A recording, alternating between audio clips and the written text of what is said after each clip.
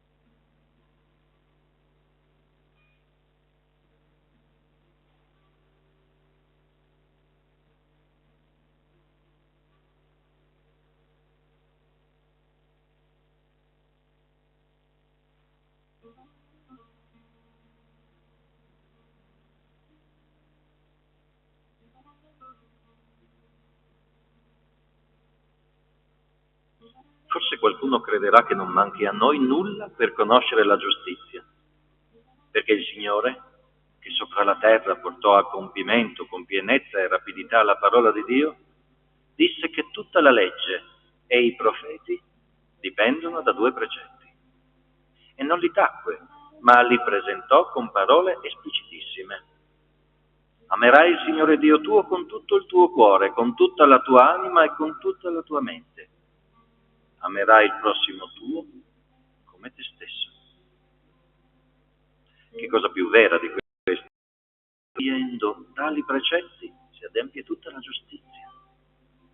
Chi tuttavia è attento a questo, lo sia anche nel fatto che noi tutti, quando manchiamo in molte cose, proprio mentre pensiamo che a Dio, da noi amato, piaccia o non dispiaccia ciò che facciamo, e poi, messi sull'avviso della sua scrittura, o da un qualunque ragionamento certo e chiaro, quando siamo venuti a sapere che non gli piace, ce ne pentiamo e lo preghiamo di perdonarci. La vita umana è piena di queste esperienze. Ma da che dipende conoscere male che cosa piaccia a Dio, se non dal conoscere male Dio stesso? Infatti, ora vediamo come in uno specchio, in maniera confusa, ma allora vedremo faccia a faccia. Ebbene, se quanto maggiore è la conoscenza, tanto maggiore sarà l'amore. Senza dubbio, quanto ora manca all'amore, altrettanto si deve credere che manca alla perfezione della giustizia. Infatti si può sapere o credere qualcosa e tuttavia non amarla. Ma è impossibile amare ciò che non si sa né si crede. Il limite del nostro amore verso Dio e per conseguenza verso il prossimo dipende dalla limitata conoscenza dell'oggetto del nostro amore, che caratterizza la vita presente. Quando da questo pellegrinaggio in cui adesso camminiamo nella fede si arriverà alla speriamo e attendiamo con perseveranza, indubbiamente anche lo stesso amore non solo sarà superiore a quello che abbiamo presente in modo presente, ma di gran lunga superiore a quanto possiamo domandare e immaginare. Ma per questo il precetto della giustizia ci è stato imposto anche nella vita attuale, perché fossimo avvertiti da esso che cosa domandare con la nostra fede, dove lanciare la nostra speranza, come dobbiamo protenderci verso il futuro, dimenticando il passato. E pertanto, a mio avviso, ha progredito molto nel perfezionare la sua giustizia in questa vita chi per l'esperienza del suo progredire sa quanto resti lontano ancora dalla perfezione della giustizia. La vita presente, nello sguardo di Cristo, è virtù ed è speranza.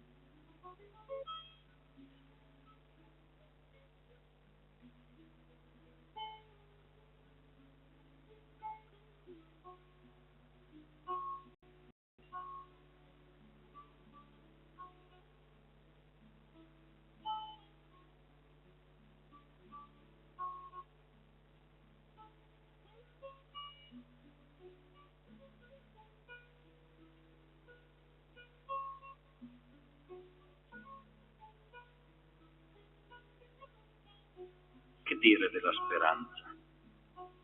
Vi sarà?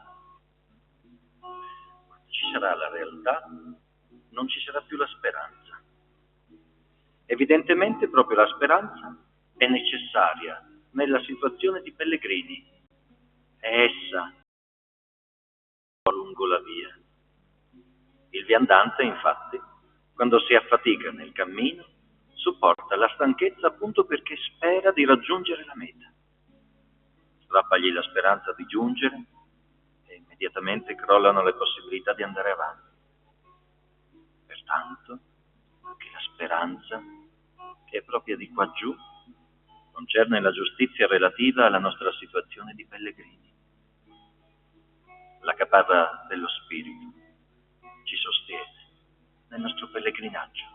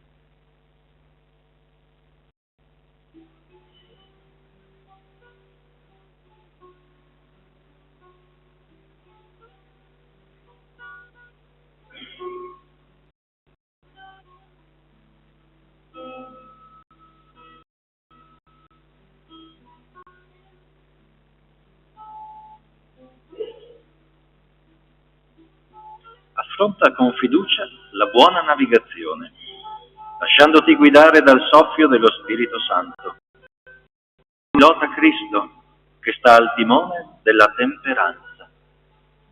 Coloro che scendono in mare che trafficano d'acqua, ai naufraghi capitati ad altri un ostacolo alla realizzazione delle loro speranze. Si mettono di fronte agli occhi la buona speranza e cercano di arrivare alla fine della loro impresa. Il frutto dell'essere ritenuto degno di vedere Dio, che altro è se non proprio il fatto di essere ritenuto degno di vedere Dio? In effetti, il coronamento della speranza, la realizzazione di ogni desiderio, il fine ed il compendio della benedizione di Dio, di ogni promessa e dei beni ineffabili che crediamo superiori alla sensazione e alla conoscenza, è proprio ciò che Mosè e molti re e profeti desiderano ardentemente vedere. Di questa vista sono ritenuti degni solo i puri di cuore, che sono veramente e vengono chiamati beati proprio perché vedranno Dio.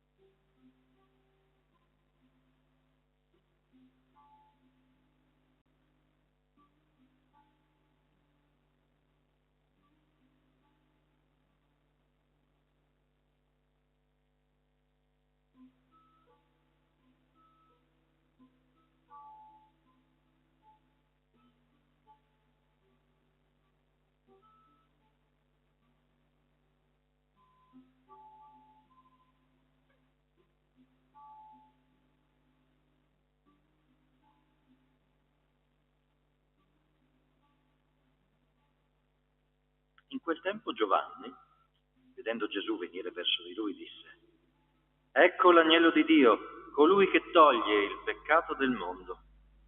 Egli è colui del quale ho detto: dopo di me, un uomo che è avanti a me, perché era.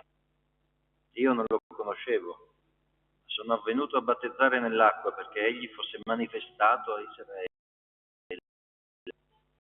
Giovanni testimonò: contemplato lo Spirito discendere come una colomba dal cielo e rimanere su di lui. Io non lo conoscevo. Proprio colui che mi ha inviato a battezzare nell'acqua mi disse: colui sul quale vedrai discendere e rimanere lo Spirito è lui che battezza nello Spirito Santo.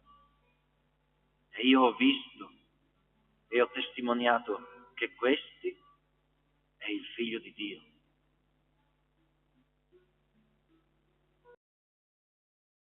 L'annuncio di Giovanni è grandioso. Ecco colui che toglie il peccato del mondo.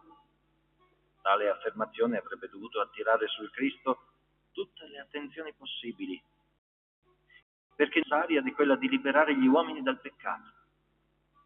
Perché allora la notizia non fece il giro del mondo in pochi giorni? Perché le folle non si gettarono ai suoi piedi chiedendo di essere liberate dal male? Perché Gesù chiede prima di tutto di essere accolto e instaurare con ciascuno di noi un rapporto personale di amicizia e di amore. Se egli liberasse dai peccati in modo anonimo, con un colpo di bacchetta magica, restandosene seduto su una nuvola, non sarebbe amore. La scena del battesimo richiama la croce, Dio che soffre per rendere noi liberi dal male e per farci partecipi della vita divina. Eppure, anche in quel momento, la divinità si manifesta e si nasconde insieme. Chi può riconoscere nell'uomo crocefisso il Figlio di Dio? Solo colui che ama, solo colui che crede. Il Battista annuncia, battezza e poi si ritira dalla scena. Ci ha detto con sicurezza che Gesù è il Figlio di Dio.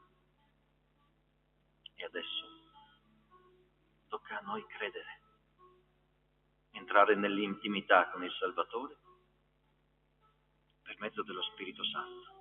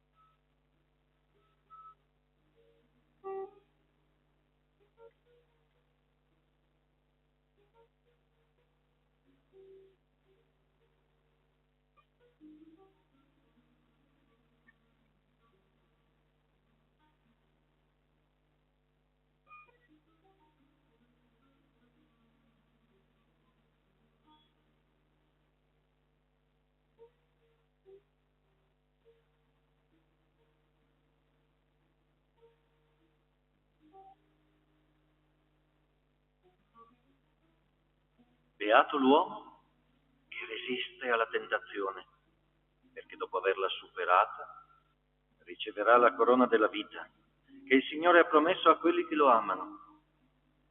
Nessuno quando è tentato dica sono tentato da Dio, perché Dio non può essere tentato dal male ed egli non tenta nessuno. Ciascuno piuttosto tentato dalle proprie passioni che lo attraggono e lo seducono, ne concepiscono e generano il peccato. E il peccato, una volta commesso, produce la morte. Non ingannatevi, fratelli miei carissimi, ogni buon regalo e ogni dono perfetto vengono dall'alto e discendono dal Padre, creatore della luce. Presso di Lui non c'è variazione né ombra di cambiamento. Per sua volontà, Egli ci ha generati per mezzo della parola di verità, per essere primizia delle sue creature.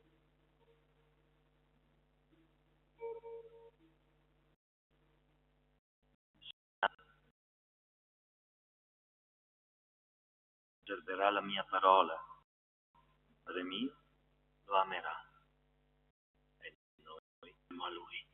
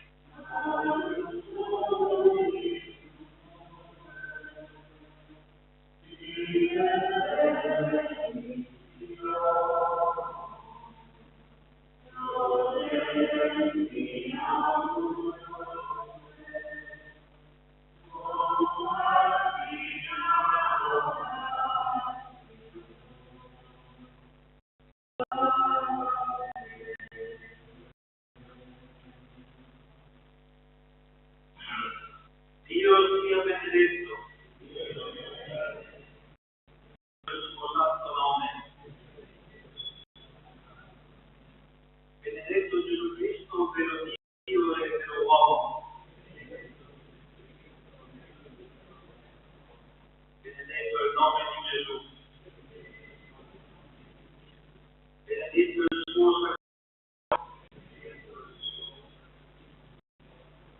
benedetto il suo preziosissimo sangue.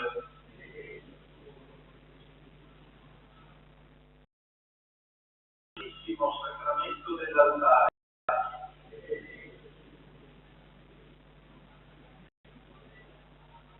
Benedetto lo Spirito Santo Paraclito. Benedetta la campata di Dio, Maria Santissima.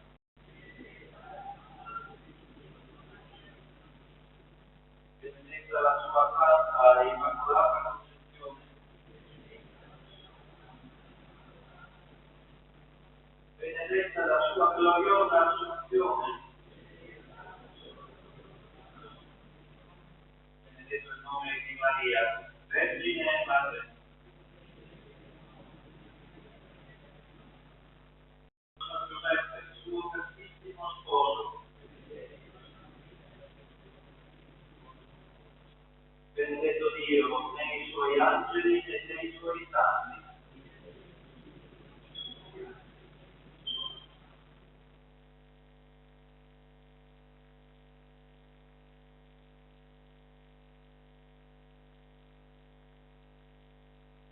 Ci prepariamo a vivere la Santissima Eucaristia anche con il canto.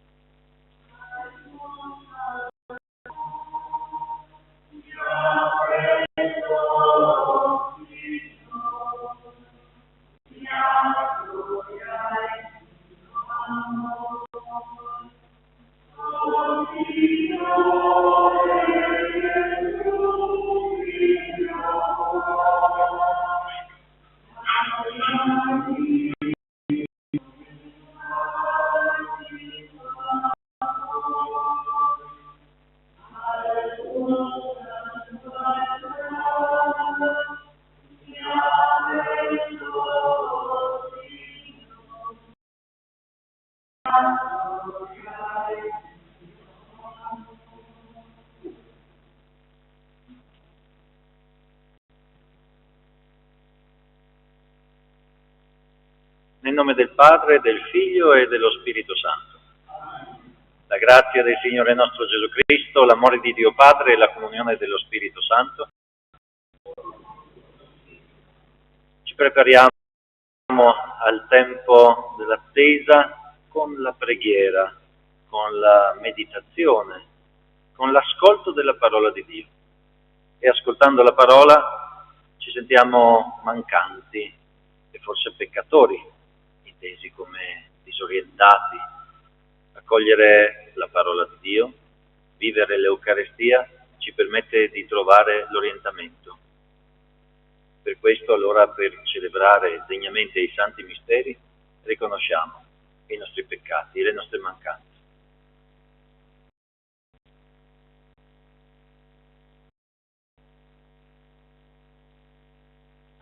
Confesso a Dio onnipotente e a voi, fratelli e sorelle, che ho molto peccato, pensieri, parole, opere, per mia colpa, mia grandissima colpa. E supplico la beata e Santa Vergine, gli angeli, i santi, e voi, fratelli e sorelle, di pregare per me, Signore Dio nostro. Dio Onnipotente abbia misericordia di noi, perdona i nostri peccati e ci conduca alla vita eterna. Kyrie eleison. Christe eleison,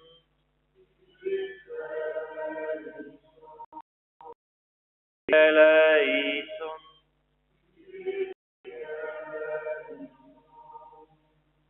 Preghiamo. Rafforza, o Padre, la nostra vigilanza nell'attesa del tuo Figlio, perché illuminati dalla sua parola di salvezza andiamo incontro a Lui con le lampade accese.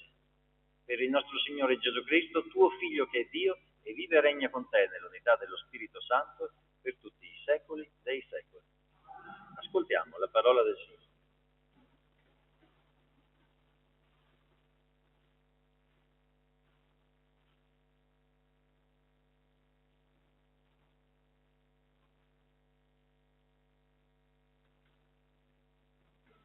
Dal libro del profeta Isaia. Così dice il Signore tuo Redentore, il Santo di Israele: io sono il Signore tuo Dio e ti insegno per il tuo bene, che ti guido per la strada su cui devi andare. Se avessi prestato attenzione ai miei comandi, il tuo benessere sarebbe come un fiume, la tua giustizia come le onde del mare, la tua discendenza sarebbe come la sabbia e i nati delle tue viscere come i granelli d'avena. Non sarebbe mai radiato né cancellato il tuo nome davanti a me. Parola di Dio. Chi segue il Signore avrà la luce della vita. Chi segue il Signore avrà la luce della vita. Beato l'uomo che non segue il consiglio degli empi, non ingiura nella via dei peccatori e non siede in compagnia degli stolti, ma si compiace della legge del Signore, la sua legge medita giorno e notte. Chi segue il Signore avrà la luce della vita. Sarà come albero piantato lungo corsi d'acqua, che darà frutto a suo tempo, e le sue foglie non cadranno mai, riusciranno tutte le sue opere. Chi segue il Signore avrà la luce della vita. Non così gli empi, ma come pula che il vento disperde. Il Signore veglia sul cammino dei giusti, ma la via degli empi andrà in rovina. Chi segue il Signore avrà la luce della vita.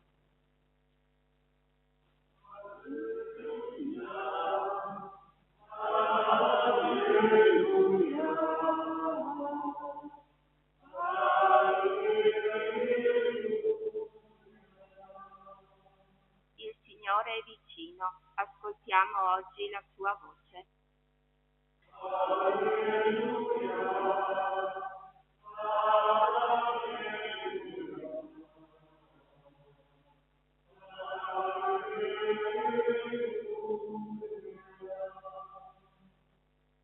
Il Signore sia con voi. Dal Vangelo secondo Matteo.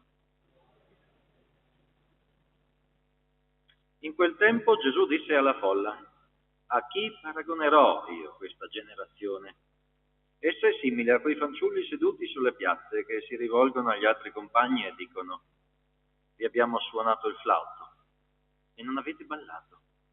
Abbiamo cantato un lamento e non avete pianto. È venuto Giovanni, che non mangia e non beve, e hanno detto: è un demonio. È venuto il figlio dell'uomo, che mangia e beve, e dicono: ecco un mangione e un beone, amico dei pubblicani e dei peccatori. Ma alla sapienza è stata resa giustizia dalle sue opere.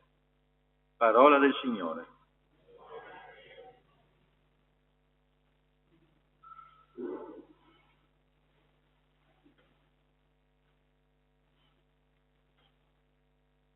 Parola straordinaria, sapiente quella di Dio. L'abbiamo ricevuta in molteplici forme durante la nostra adorazione eucaristica. Continuiamo a riceverla in una forma millenaria, dal profeta Isaia fino al Vangelo.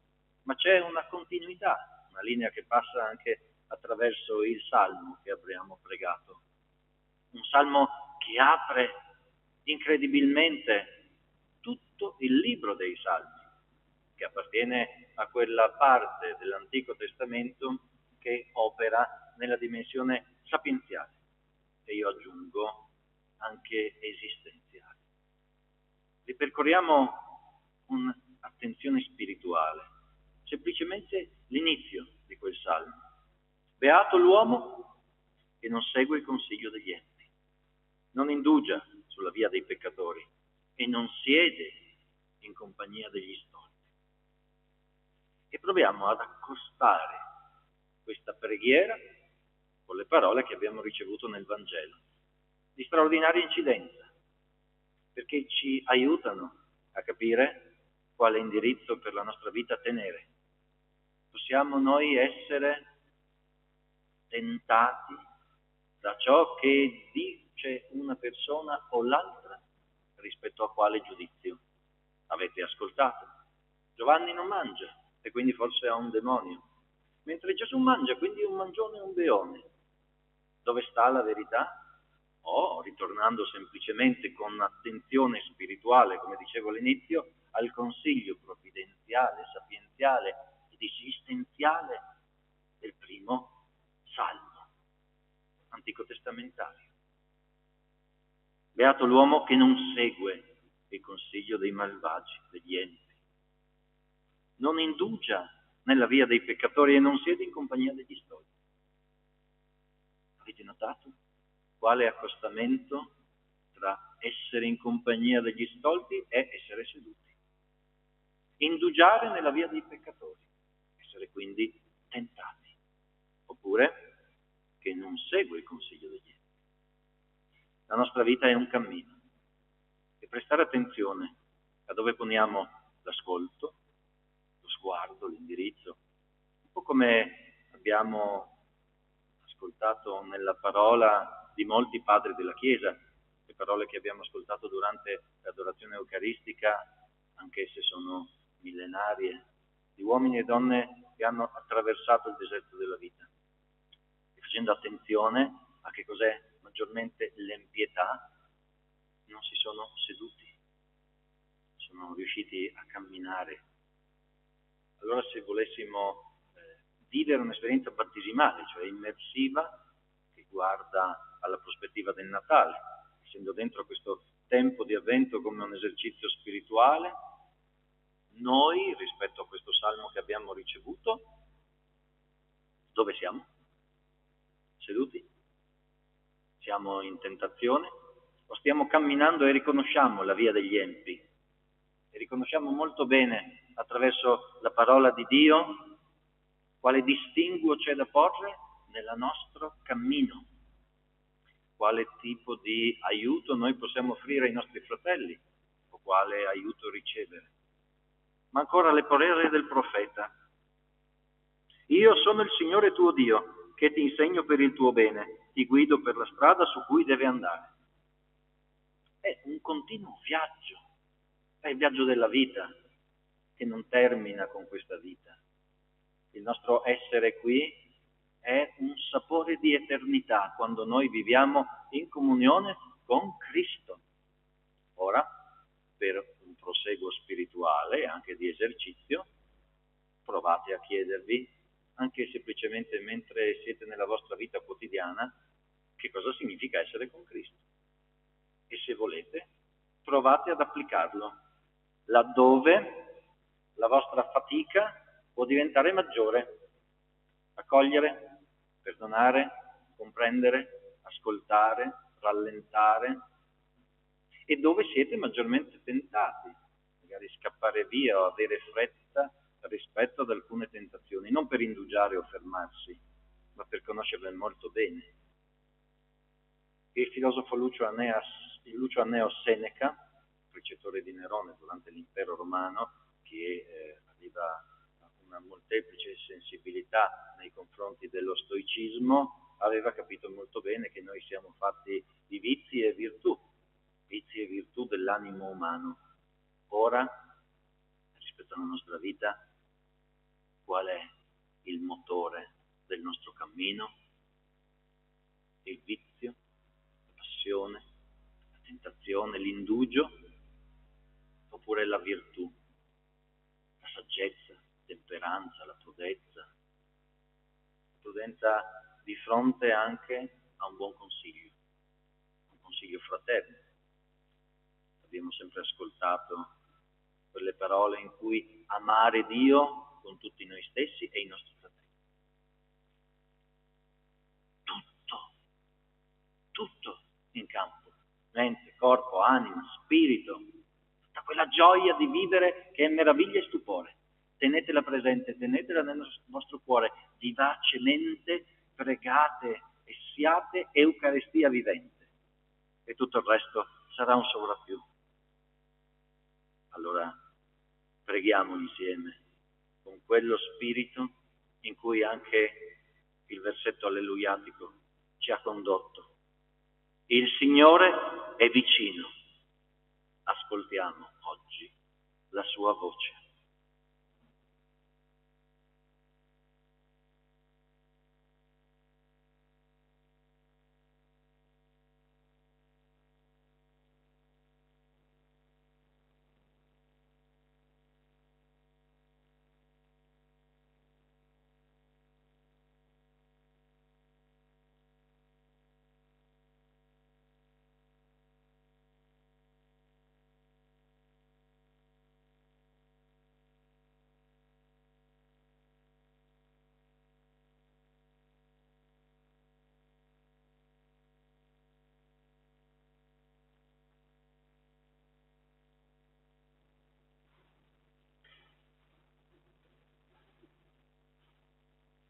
Il Signore Gesù viene a salvarci e a portarci la sua pace. Nell'attesa della sua venuta chiediamo al Padre dei Cieli di colmare di speranza e di gioia i nostri cuori con la presenza del suo Santo Spirito. Preghiamo insieme. Venga il tuo regno, Signore.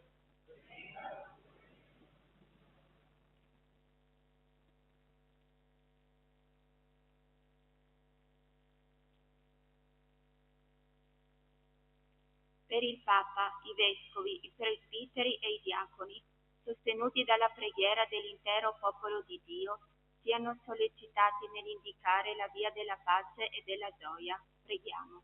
Venga il tuo regno, Signore. Per quanti sono alla ricerca del senso della vita, scoprano la bellezza del disegno di Dio e rispondano con animo generoso alla loro vocazione. Preghiamo. Venga il tuo regno, Signore. Per coloro che soffrono nella miseria e nella solitudine, non siano abbandonati a se stessi, ma avvertano nella testimonianza d'amore dei fratelli la vicinanza del Signore che viene. Preghiamo. Venga il tuo regno, Signore. Per le nostre comunità, la venuta del Signore rinnovi i cuori e li disponga ad un autentico rinnovamento spirituale, con opere di giustizia, di carità e di pace. Preghiamo. Venga il tuo regno, Signore.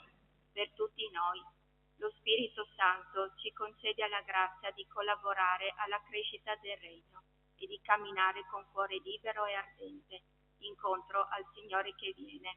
Preghiamo. Venga il tuo regno.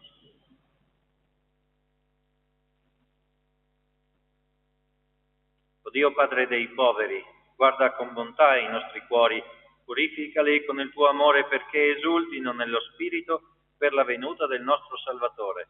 Egli vive e regna nei secoli dei secoli.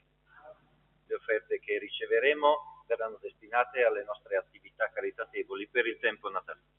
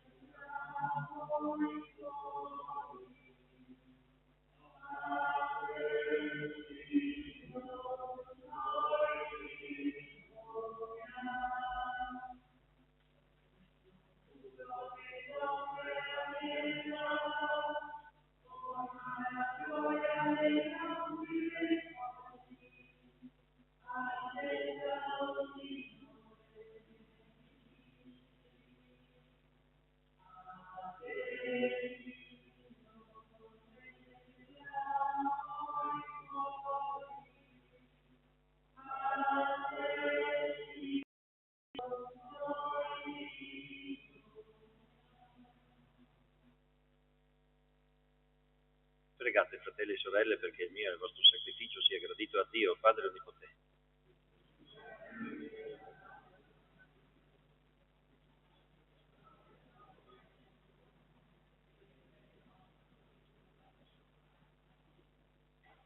Guarda con benevolenza, o Signore, alle preghiere e al sacrificio che umilmente ti presentiamo. All'estrema povertà dei nostri meriti, supplisca l'aiuto della tua misericordia. Per Cristo, nostro Signore. Il Signore sia con voi. In alto i nostri cuori. Rendiamo grazie al Signore nostro Dio. È veramente cosa buona e giusta, nostro dovere e fonte di salvezza, rendere grazie sempre e in ogni luogo a te, Padre Santo, Dio onnipotente ed eterno, per Cristo, Signore nostro. Al suo primo avvento, nell'umiltà della condizione umana, egli portò a compimento la promessa antica e ci aprì la via dell'eterna salvezza. Quando verrà di nuovo, nello splendore della gloria, ci chiamerà a possedere il regno promesso, che ora osiamo sperare, vigilanti nell'attesa. E noi, uniti agli angeli, agli arcangeli, ai troni, alle dominazioni e alle moltitudini dei cori celesti, cantiamo con voce incessante l'inno della tua gloria.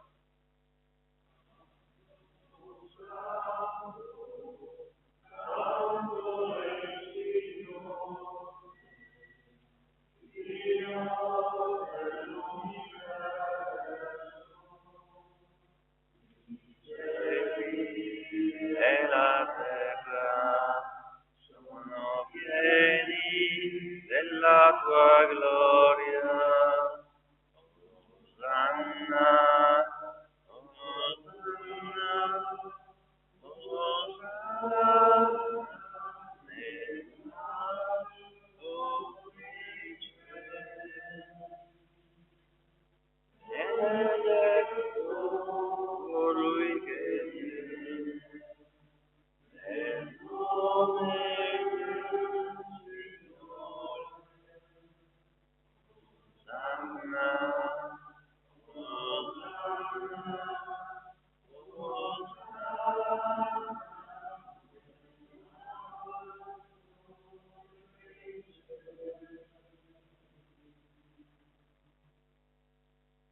Veramente santo sei tu, o Padre, fonte di ogni santità. Ti preghiamo, santifica questi doni con la rugiada del tuo Spirito, perché diventino per noi il corpo e il sangue del Signore nostro Gesù Cristo. Egli, consegnandosi volontariamente alla passione, prese il pane, rese grazie, lo spezzò, lo diede ai suoi discepoli e disse: prendete e mangiatene tutti. Questo è il mio corpo, offerto in sacrificio per voi.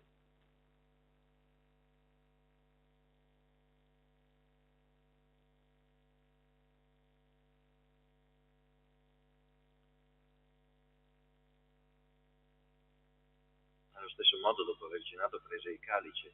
Di nuovo ti rese grazie, lo diede ai suoi discepoli e disse: prendete e bevetene tutti. Questo è il calice del mio sangue, per la nuova ed eterna alleanza, versato per voi e per tutti in remissione dei peccati. Fate questo in memoria di me.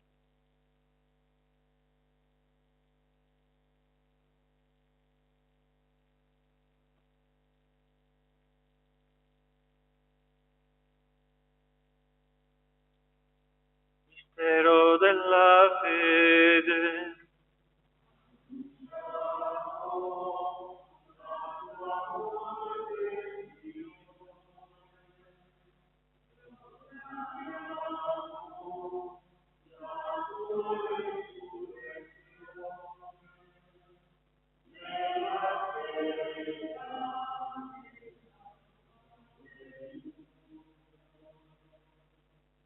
Celebrando il memoriale della morte e resurrezione del tuo Figlio, ti offriamo, Padre, il pane della vita e il calice della salvezza. E ti rendiamo grazie perché ci hai resi degni di stare a compiere il servizio sacerdotale. Ti preghiamo umilmente per la comunione al corpo e al sangue di Cristo, lo Spirito Santo ci riunisca in un solo corpo. Ricordati, Padre, della tua Chiesa, diffusa su tutta la terra. Rendila perfetta nell'amore, in unione con il nostro Papa, Leone, il nostro Vescovo, Carlo, i presbiteri e i diaconi. ricordati anche dei nostri fratelli e sorelle che si sono addormentati nella speranza della risurrezione.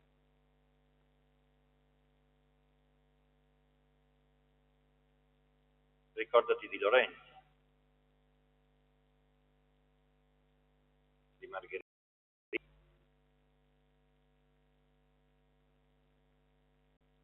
nella tua misericordia di tutti i defunti, ammettili alla luce del tuo volto.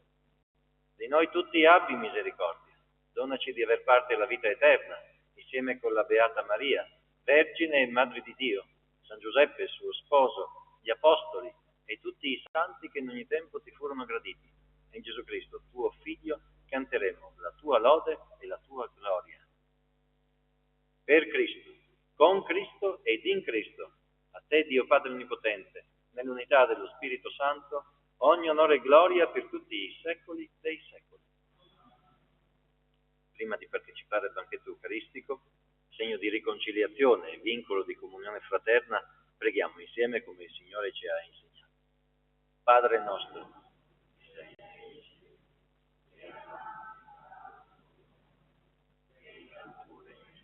sia fatta la tua volontà, come in cielo così in terra.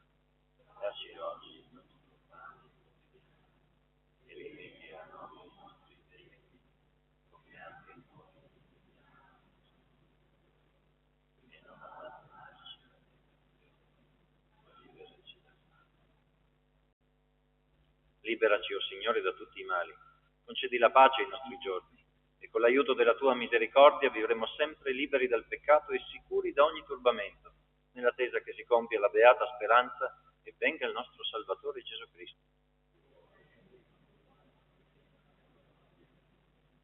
Signore Gesù Cristo, che hai detto ai tuoi apostoli: vi lascio la pace, vi do la mia pace, non guardare i nostri peccati, ma alla fede della tua Chiesa, e donale unità e pace secondo la tua volontà, tu che vivi e regni nei secoli dei secoli. La pace del Signore sia sempre con voi. Scambiamoci il dono della pace.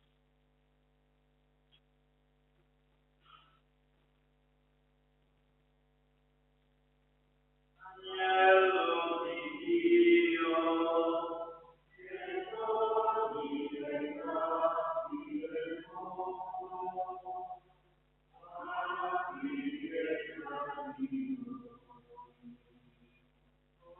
Agnello di Dio, che togli i peccati del mondo, abbi pietà di noi. Agnello di Dio, che togli i peccati del mondo, dona a noi la pace. Ecco l'agnello di Dio, ecco colui che toglie i peccati del mondo. Beati gli invitati alla cena dell'agnello.